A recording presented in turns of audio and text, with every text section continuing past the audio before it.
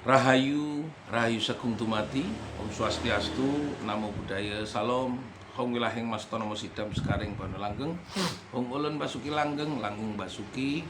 Assalamualaikum warahmatullahi wabarakatuh.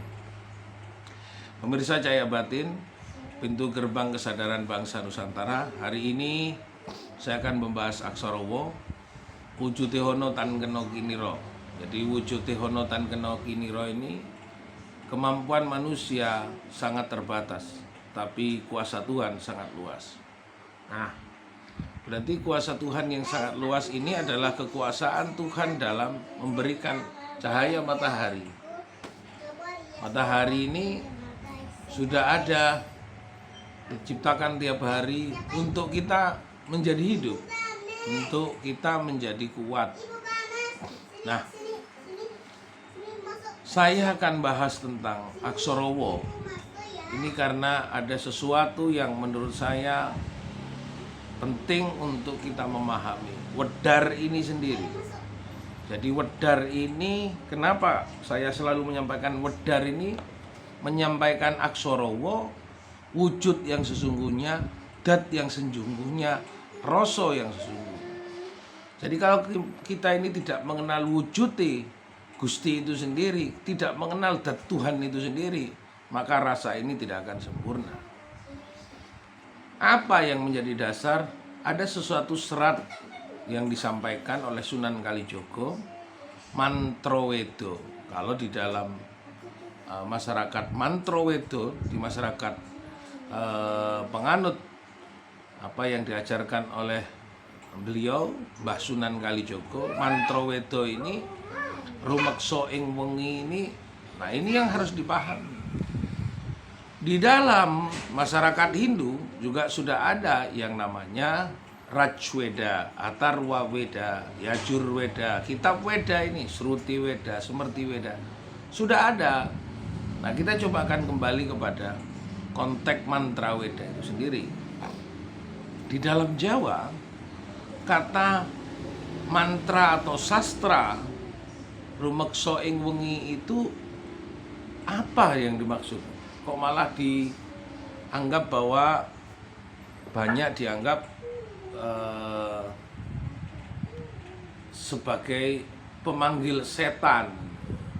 Lalu sudah jelas bahwa rumeksa ing wengi, ketika kamu tidak mampu mengendalikan gelapnya pikiranmu dan gelapnya hatimu, maka yang terjadi, jin setan datang turun.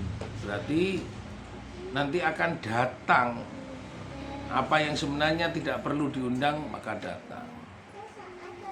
Maka sadarilah bahwa apa yang hari ini terjadi ketika kita rumeksa ing wengi dalam mantra Weda, karena kita sendiri tidak mampu menghalau kekotoran dalam batin kita, dalam hati kita, dalam pikiran kita.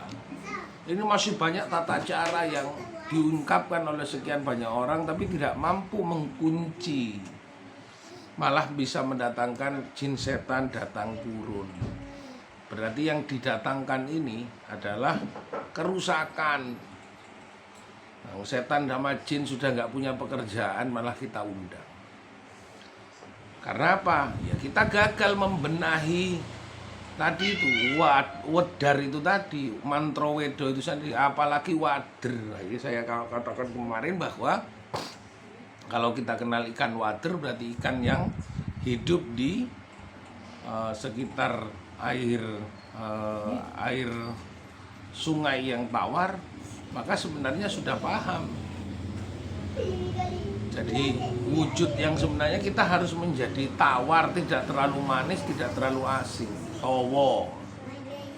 Nah, mari kita jelaskan bahwa kedalaman dari apa yang disimbolkan dalam semiotika, dalam metafor, dalam mantek, dalam filsafat kuno, kadang-kadang masih belum tidak tahu sebenarnya apa yang diinginkan oleh sastra jendro itu sendiri. Maka mari kita pahami nilai-nilai yang disampaikan, bahwa ritualistik yang tidak paham, maka untuk masyarakat Jawa, belajarlah untuk memahami wujud honotan kena kini. Sadarlah bahwa kita ini sedang banyak mengalami krisis kesadaran, krisis wujud, krisis kemanusiaan. Banyak manusia tapi krisis kemanusiaan. Banyak teknologi kesehatan tapi kualitas sehat kita semakin buruk. Banyak orang tapi tidak pernah melihat akhlak dan peradaban.